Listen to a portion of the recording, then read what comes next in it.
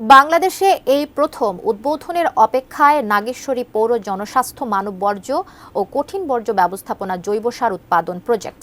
জনস্বাস্থ্যের নির্বাহী প্রকৌশলী জানিয়েছেন, প্রজেক্টটি শীঘ্রই উদ্বোধন হবে। কুড়িগ্রাম জেলা প্রতিনিধি এম এ সাগর এর তথ্যচিত্রে লিমা সায়ন্তীর ডেস্ক রিপোর্ট। উদ্বোধন হতে যাচ্ছে কুড়িগ্রামের নাগেশ্বরীর ৩২ পৌরসভা প্রজেক্টের অর্থায়নে ও জনস্বাস্থ্য প্রকৌশল অধিদপ্তরের আওতায় নাগেশ্বরী পৌরসভার কঠিন বজ্র ও মানব বজ্র ব্যবস্থাপনা জৈব সার উৎপাদন প্রজেক্ট। এতে জৈব সার উৎপাদন প্রজেক্টে শহর হবে পরিষ্কার পরিচ্ছন্ন ও জনস্বাস্থ্যের উন্নয়ন, ফলে বদলে যাবে পৌরসভার দৃশ্যপট।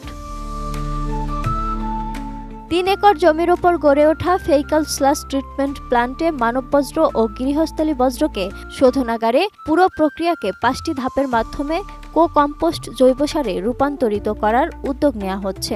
আর এই জন্য নাগেশ্বরী পৌর এলাকার ১৬,৯১৭টি পরিবার ও ৩টি হাটবাজারের মানব বজ্র ও গৃহস্থলী বজ্রকে ভ্যাকুট্যাক ও ভ্যানে সংগ্রহ ও শোধনাগারে নেবেন এই উদ্যোগ গ্রহণকারী কর্তৃপক্ষ।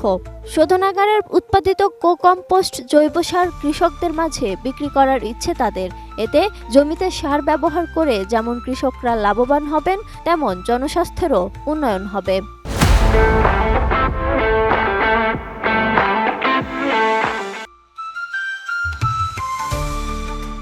নাগেশ্বরী পৌরবাসীর কঠিন বজ্র ও মল ব্যবস্থাপনার মাধ্যমে একটি সমন্বিত উন্নত স্যানিটেশন ব্যবস্থার শহর গড়ে তোলার জন্য কাজ করছেন সেখানকার অনেকেই। সারে কিছু ময়লা আছে, যে ময়লাগুলো আমরা বাছাই করি আছে সেখানে আমরা রাখি। আর বাকি ময়লা আবর্জনা এইসব মেশিনে মাধ্যমে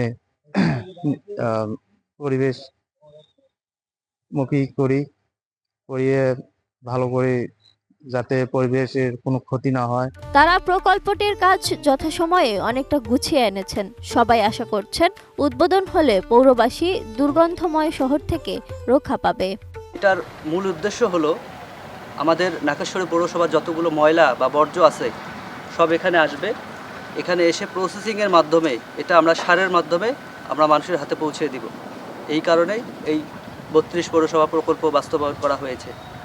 তো আশা করি এটা হলে মানুষের জীবনযাত্রার মান উন্নয়ন হবে, নাগেশ্বরীর মান উন্নয়ন হবে, আমাদের কুড়িগ্রামের মান উন্নয়ন হবে। এটা বাস্তবায়নের ফলে নাগেশ্বরী পৌরসভার মানব বর্জ্য এবং কঠিন বর্জ্য যেগুলো আসবে সেগুলো আমরা এখানে ট্রিটমেন্ট করব।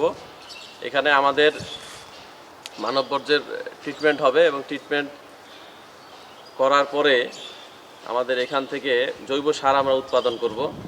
এবং যেটা কঠিন বর্জ্য, যেমন পলিথিন, যেটা আসলে পরিবেশের জন্য অনেক ক্ষতিকর, সেটা এখানে আমাদের কম্বাসন ইউনিট আছে। প্লাজমা গ্যাসিফায়ারের মাধ্যমে আমরা এটাকে পুড়িয়ে একদম ফ্রেশ এয়ার যেটা ট্রিটমেন্ট করে আমরা এটা বাতাসে ছেড়ে দেব। আমরা এখানে একটা উদ্বোধনের জন্য এবং অন্যান্য কার্যক্রম অপারেশনাল ফাংশনাল যে বিষয়গুলো সেগুলো আমরা দেখতেছি। বর্জ্য ব্যবস্থাপনা মানে এটা ইন্টিগ্রেটেড সিস্টেম, মানে আমার 2টা পোর্শনই আছে এখানে। আমাদের এখানে মানে হিউম্যান ফেকাল স্লাস ট্রিটমেন্টের ব্যবস্থা আছে, পাশাপাশি কঠিন বর্জ্যের যে ব্যবস্থাপনা সেটা আছে, এবং এর সাথে হলো আমার যে প্লাস্টিক এবং পলিথিন যেগুলো আছে এগুলাকে কম্বাসন ইউনিটের মাধ্যমে নিঃশেষ করে দেওয়ার ব্যবস্থা আছে। সমন্বিত পরিচ্ছন্ন পৌর শহর গড়ে তোলার পরিকল্পনা নিয়ে নাগেশ্বরী জনস্বাস্থ্য প্রকৌশল অধিদপ্তরের আওতায় মেসার্স আদিল এন্টারপ্রাইজ ঠিকাদারি প্রতিষ্ঠান ২০২৩ সালে ৭,৪৮,০০,০০০ টাকা ব্যয়ে নির্মাণ শুরু করেন মানব বজ্র ও গৃহস্থলী বজ্র ব্যবস্থাপনা জৈব সার উৎপাদন প্রকল্পের এই কাজ। তারা জানিয়েছেন, ৬৫,৯৯৩ জনসংখ্যার নাগেশ্বরী পৌরসভার বসতবাড়ি থেকে প্রতিদিন বজ্র পাওয়া যায় ৩ metric ton. Lima Sayanti, desk report, ATN news.